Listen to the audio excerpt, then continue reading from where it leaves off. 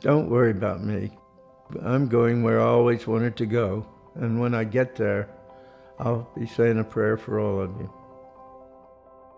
To hear those words that Father Kapaun spoke as he was going to what all of the prisoners in the camp knew was the death house, to hear him say those words in and of itself leads in to the next virtue we want to talk about, which is courage. And I think with Father Kapaun, it plays out over and over again in his life. But how about for us? How does courage look for a man in this world? And as I was praying about this and thinking about this virtue, I was reminded first and foremost about my childhood. In the 4th grade, I was in a school play. I didn't want to be, but the person that was in it got the flu and they asked for volunteers, and I didn't realize I was volunteering because I was really not that smart. And so I volunteered, and they asked me if I would be the cowardly lion. And in the school play, in the morning and the night play, I sang the songs, and I realized, though, after the play, that that's really who I was. And as I've grown in my faith life, I've gone to men's retreats, and I've been at places where they'll show the Braveheart clip. Mel Gibson giving an incredible speech and firing his men up. And me, hearing the clip and getting fired up and realizing I probably wouldn't have fought because I would have been scared. And so for me, as I prepared for this session on courage, I look out into my own life, and I'd say to you to look into your own heart. There are times where we have failed. And failure in the Christian circles is not quitting. Failure means we pick ourselves back up and we ask ourselves for more virtue in instances so that we begin to live heroically. And so as we open up courage and we talk about courage and we look at courage, what I would say to you is this virtue that Father Kapaun had is a virtue that we need in our world, we need in our businesses, in our homes, in our churches, in our communities. We need a group of men who will not allow fear to dictate our lives. We will live for the Lord 100%, and we'll understand that by people with role models like Father Kapaun, we can live lives that are courageous. Difficulties started to happen in the Korean War once again when the United Nations forces made it back to the 38th parallel, which was the line of demarcation between North and South Korea. General MacArthur decided that they should continue on, and unfortunately the information that they had was in error. That's when Chinese forces entered the war with a massive surprise attack. Perhaps 20,000 soldiers pouring down on a few thousand Americans. In the chaos, dodging bullets and explosions, Father Kapaun raced between foxholes, out past the front lines, and into no man's land, dragging the wounded to safety. When his commanders ordered an evacuation, he chose to stay, gathering the injured, tending to their wounds.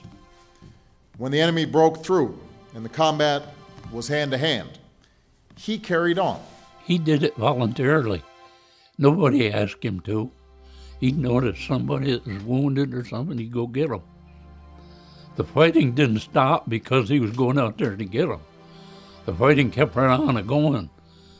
And that's why I say people don't understand, like a firefight, there's so much noise and stuff going on that if you don't have your wits about you, you're going to get killed. And the way he operated like that, it has to be a miracle. Had to be. When enemy forces bore down, it seemed like the end, that these wounded Americans, more than a dozen of them, would be gunned down. But Father Kapaun spotted a wounded Chinese officer. He pleaded with this Chinese officer and convinced him to call out to his fellow Chinese. The shooting stopped, and they negotiated a safe surrender, saving those American lives. Then, as Father Kapaun was being led away, he saw another American, wounded, unable to walk, laying in a ditch, defenseless. And he stood over me with a gun pointed it right at my head. And I figured to myself, well, this is the end of the road right here. And about that time, I saw this soldier coming from across the road there. Little dirt road, wasn't very big. I looked up. I couldn't see who he was. He come right straight to where I was. He walked right up and just used his arm and knocked the rifle in the air, not violently, but just kind of swept it up in the air, and in one motion he scoops Miller up and says, "Here, let me help you up." And then just slings Miller on his back and walks away.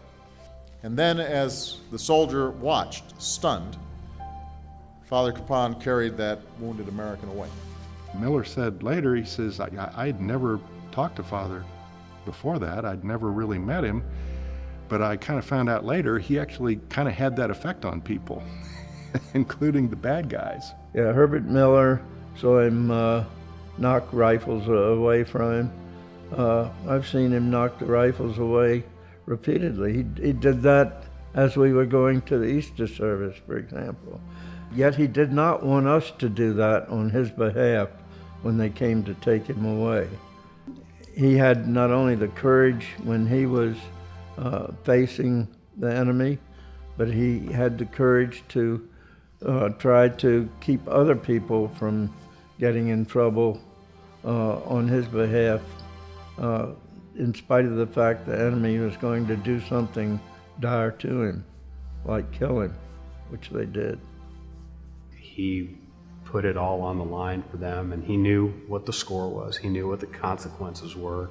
But he wasn't going to sit back and wait for the coast to clear and those guys to come back and then I'll minister to them. He saw the need.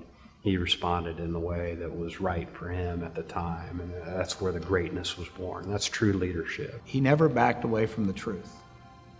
And that's really what courage is all about, is having the boldness to embrace the truth and to not back down from delivering the truth when needed. I think as men, we are so fearful.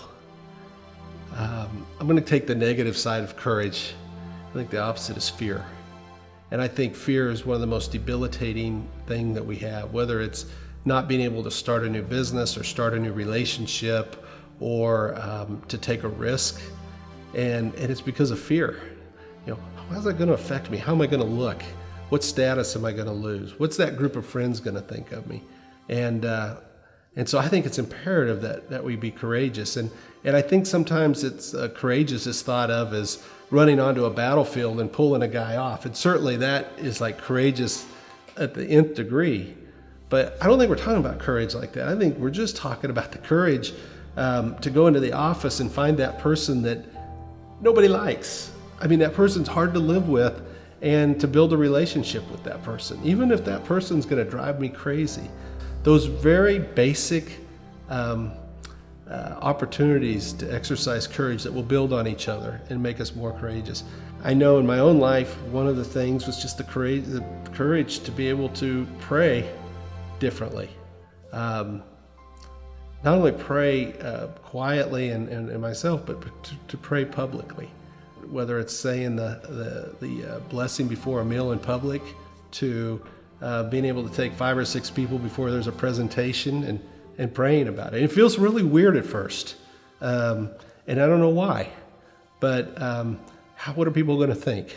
Or is that guy oh yeah, he's setting himself up as the holy guy? When in reality, once you get past that, it brings such great joy and such great a feeling that you're conforming to what God wants you to do. You have to be courageous to try to do the right thing. And, it can come in small ways and big ways. Turning down a promotion could be courage because you're doing that for reasons that are grounded and rooted in service and humility to your family or to your morals or to your values. Courage could be not going to lunch with a group that you normally would because it's just not the right thing to do. But you're giving up. You're having that small dose of courage to try to take a different path. The path that is out in front of us that gets blasted into us the other day is one path. I think to be truly courageous as a man of God is a different path. And there's millions of decisions throughout your life, and there's hundreds of decisions on a daily basis, small and large, that you have to check yourself against your values, and every time you do that is a small little dose of courage. I think Father Kapaun would tell us to be extraordinary in these extraordinary times. I think he would tell us to be something more than this world is offering you. I think he would echo actually Pope Benedict's words that says, the world offers you comfort, but you are not made for comfort. You are made for greatness. That was Father Kapaun. He could have left. The world offered him comfort. He could have left his boys behind, but he didn't, because he was made for greatness. And that was to go where God was going to take him. I've been in combat in different places, different countries. I've never met a man like him. Never. I've seen a lot of brave people, a lot of brave things they've done and everything. But he cared more for us guys than he did for himself. There isn't another man that I knew of like that, to do the things that he did to help his fellow man. And everybody loved him. We've talked about courage today. Courage is one of those virtues that we as men really need. And as a group of men here, as we've gathered week after week, we've become closer as a community, and we've begun now to take on these virtues that Father Kapaun lived so well. And I would say to you as men, as we leave today and go out into the world, it is very, very important for us that we live courageous lives. Lives where the men in our community and the young men in our community and even our families begin to look at us and realize that we are courageous when it comes to our faith and to living our faith out. The challenge this week is to have each of us memorize the 23rd Psalm. And you might say to me, wait a minute, I'm not in school, I don't have time for that. The easiest way to do this is to add it to your daily prayer life. Each morning you pray your 3 Hail Marys. Maybe you read the 23rd Psalm as well as part of your prayer. And you'll understand, if you do and then study any of the life of Father Kapaun, that 23rd Psalm had a huge impact on the prison camp he lived in. And so as men, my call for you would be that 23rd Psalm becomes part of our language inside of ourselves, our internal dialogue. And you might ask me, well, Joe, why the 23rd Psalm? There are 150 of them. When you read the 23rd Psalm this afternoon, you'll understand what we're talking about. And you'll understand the need for more courage in our world. To me personally, this challenge is super close, because it was the 23rd Psalm that my sister read to her husband right before he took his last breath. And so as you're reading that psalm today, I want you to understand that God calls men to lives of courage. In a world that is scared and fearful of everything, we're called to stand tall and be courageous men of faith. In other words, you're called to be one of Kapaun's men.